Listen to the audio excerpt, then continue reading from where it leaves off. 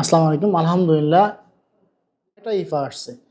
আজকের এটা হলো ছবির তারিখটা দেখায়, ঠিক আছে? আজকে 25 তারিখ, এই যে তারিখটা দেখাচ্ছেন, প্রথম তারিখ দেখাই আপনাদেরকে। এটা হলো এই ছবিটা আমি নিয়েছিল 24 তারিখ, মানে ফুল স্ক্রিনশট নিয়েছি।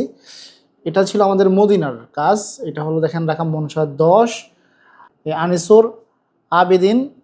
এটা হলো ভাইয়ের নাম, যিনি কাজ করেছে মদিনা থেকে।